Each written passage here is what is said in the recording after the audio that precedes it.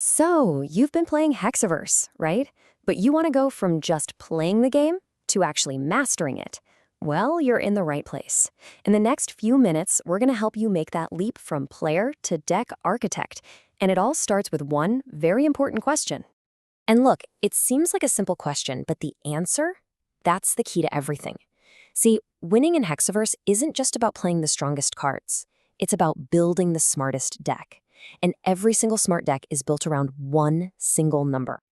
3. This number right here. This is the most important number in the entire game. I'm serious. Forget about the highest attack power, forget how many cards are in your hand. Victory in Hexaverse really just boils down to this one digit. It's your main objective. So what's so special about it?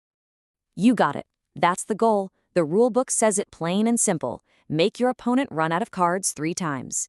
Every card you choose, every single attack you make, it all has to serve that one purpose. So let's start building a machine that's perfectly designed to do just that.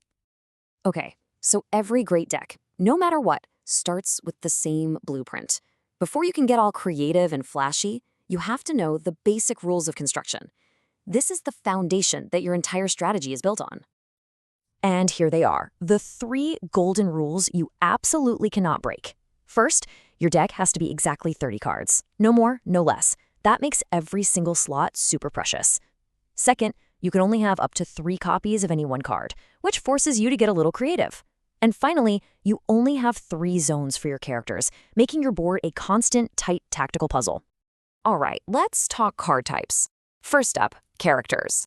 Think of these as your soldiers on the front line. They're how you attack your opponent's board, and, more importantly, how you hit their deck directly when their field is wide open. They are the absolute heart of almost every single winning strategy. Next up, we've got boosts. Think of these like equipment for your characters. Giving them upgrades, better stats, new effects, all that good stuff. A single character can hold up to 3 of them, which allows for some incredibly powerful combinations. And rounding it out, we have actions. These are basically your spells, your big, game-changing moments. You play them from your hand for a powerful one-shot effect, and let me tell you, the right action card at the right time can completely flip a game on its head. Okay, so we've got the rules down. Now comes the really fun part, deciding how you actually want to win.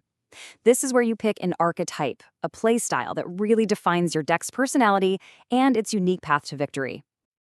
Let's start with the most direct approach there is, aggressive beatdown. This strategy is all about pure, overwhelming force and putting on relentless pressure right from turn 1. Yeah, this quote from the Blaze Beatdown deck list just says it all, doesn't it? A deck like this isn't trying to be clever. It's just trying to hit hard and hit fast. It uses big, powerful characters with abilities like double attack to just chew right through the opponent's defenses and, eventually, their deck. But hey, maybe just punching your opponent over and over isn't your style, and that's cool. Some decks are built around a totally different, kind of sneaky way to just win the game instantly. Now, this is where things get really interesting, because this kind of strategy just bypasses the main goal entirely.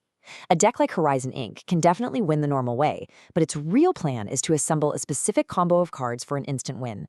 It turns the game into a high-stakes puzzle, and if you solve yours first, boom, you win. And for our third style, this one's for all you master tacticians out there. Instead of building up your own board, you focus on tearing down your opponents. This is the control strategy. The L8 Operation deck is a perfect example of this. Its entire game plan is to stop you from playing your game. It attacks your hand, it removes cards straight from your deck. It basically starves you of resources until you have no options left. It's brutal, but effective. All right, so knowing the strategies is one thing, but taking a good deck and making it great, that's where the real skill is. So let's do a little case study and look at 2 versions of the same deck, Crimson Symphony. Just look at these numbers for a second. You see that?